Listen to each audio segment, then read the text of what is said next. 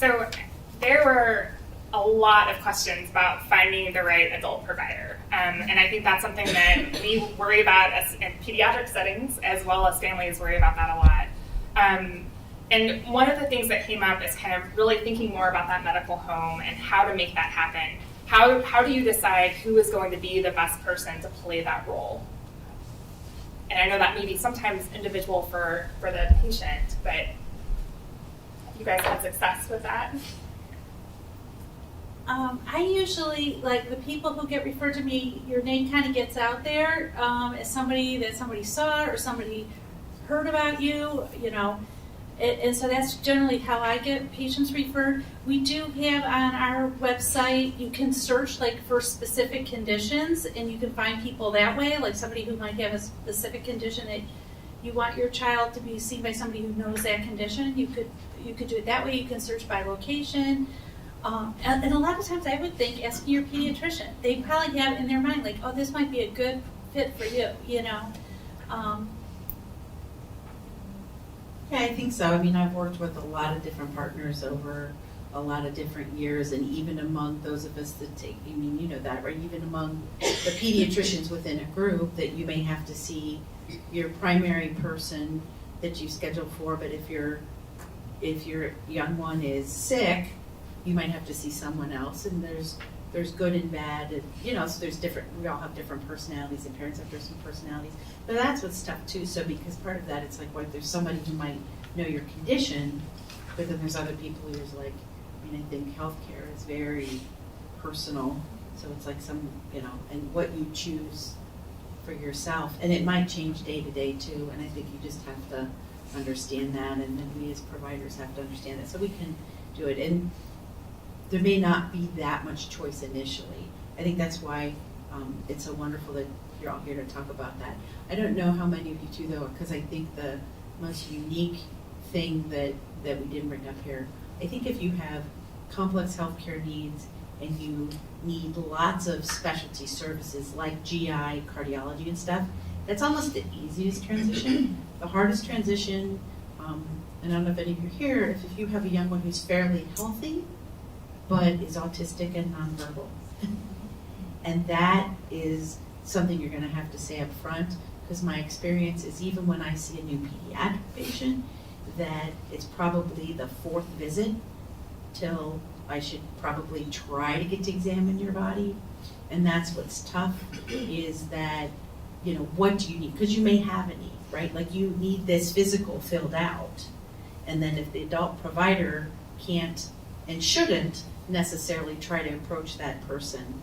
So I think that that's what you said, that is very upfront, or to try to plan that out and to talk to the office, because sometimes the best we can do is say, well, we got you through the new waiting room. And the last thing I'd like to do is, you know, if I have to, because somebody says, no, they have to have these shots. It's like, well, I don't want to meet you and give you shots. You know, you're never going to want to come back and see me.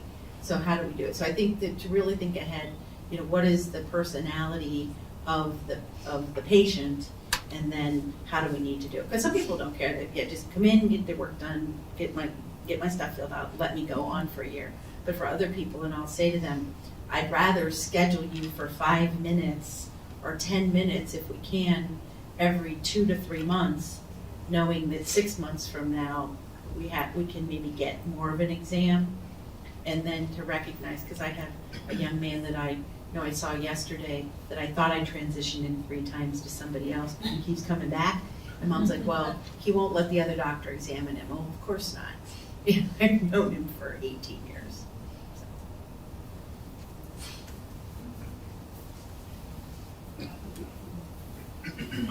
So a couple things. I mean, one, certainly I think this is an issue that needs, you know, solutions within healthcare systems as well, and that's certainly something we're working on, as I alluded to. So it's not all on families to try and find the right providers, but that there are those resources of the providers that are willing and interested in various populations.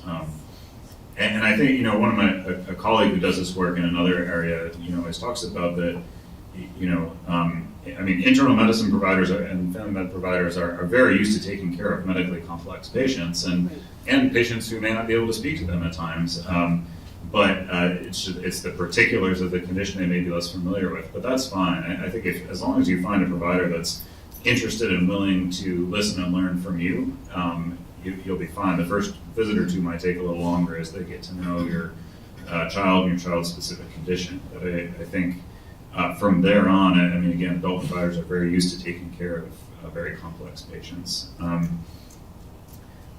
But yeah, as I mentioned, we'll be looking at, as the only internist that a lot of pediatricians know.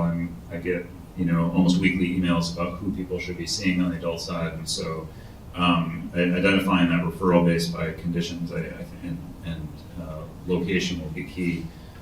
Fully agree with asking about pediatricians who they know in their immediate area can be really helpful.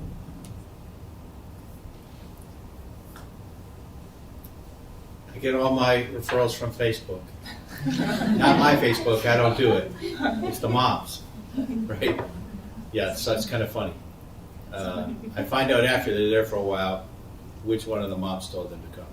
So that's how it happens for us. And the palliative care docs at Children's. So it's not any more organized than that right now.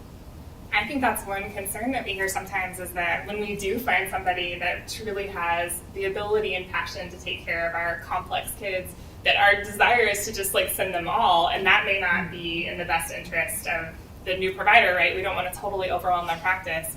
But I think it's important for us to create connections and find ways for the pediatric world to help make those connections happen. I think another thing that came up that kind of ties in with this, several people asked questions about how to find specific physicians that really have a heart for working with this population. And someone asked specifically, why is there not a similar section to women's health or senior citizens health for individuals who are intellectually disabled? And I thought that was a very interesting question. I think that there are a lot of pocket areas that do specialize that to some extent, but it's not the same as having a whole separate division that is really focused on individuals with cognitive disability. Another question that came up is there a list or registry available of specialists or providers that treat different conditions in the adult world?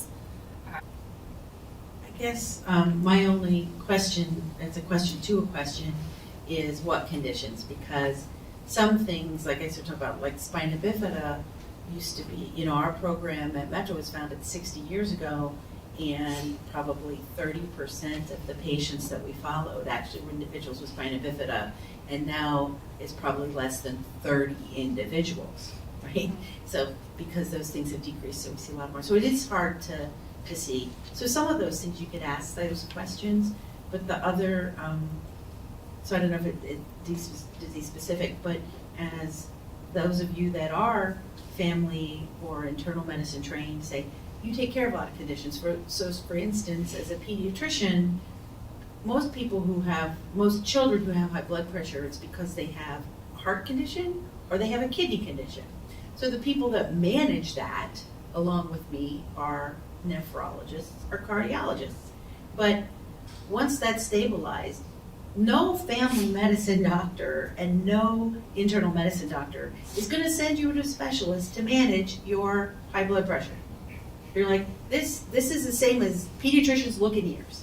Like, this is the bread and butter of what we do, And then the thing of all of the things that scares the bejesus out of me is managing high cholesterol. Right? It's like, I didn't train in it. I never had a course in it. I've read about the things. It's like, nope, I don't want to deal with this. And it's like, so I think some of that too is like just really that conversation. Like, if you're thinking I need to replace every single specialist, right? Because like for GI, adult gastroenterologists do not manage reflux.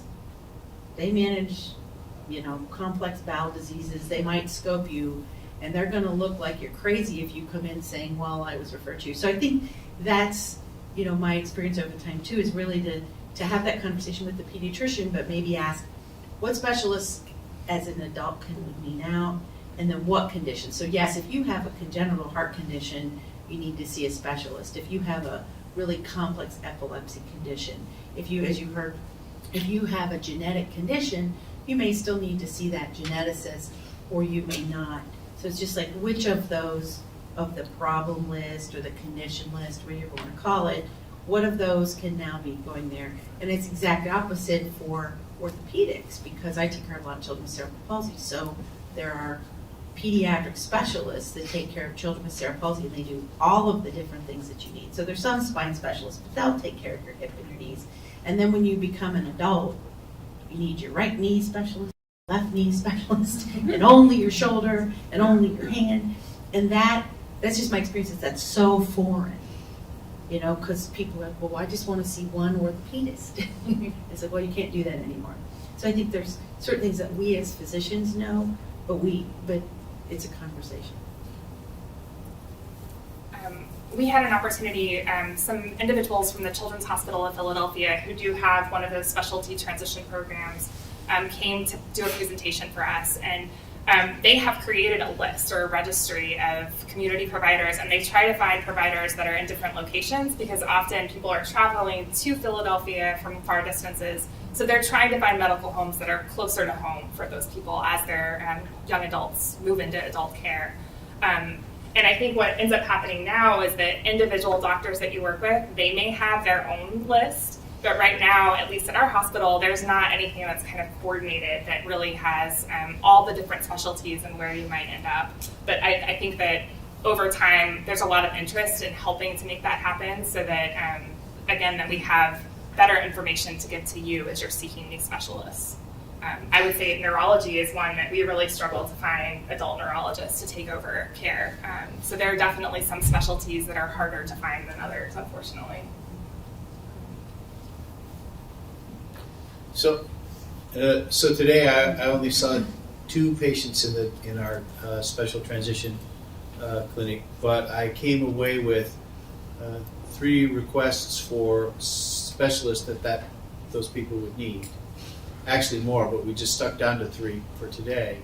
So the reason to show up a little earlier is I can pick somebody, but the caregiver's going to go to that patient or that provider and perhaps interview them. And you know, if they get that look, so if a gastroenterologist gives you that look, like, what are you talking about, or I'm not going to do that, well, call me and I'll get the next gastroenterologist, right? Yeah. Sometimes it's really hard to tell, because what people are looking for in highly specialized situations is pretty much a direct transfer of someone who understands and will carry out the plan that, you know, how do these people get to be 25?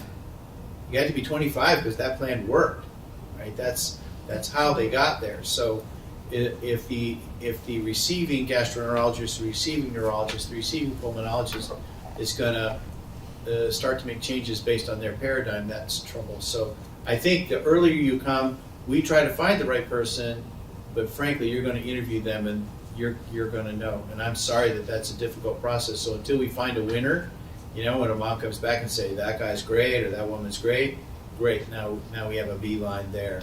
So we're literally figuring it out. We'll be creating our list.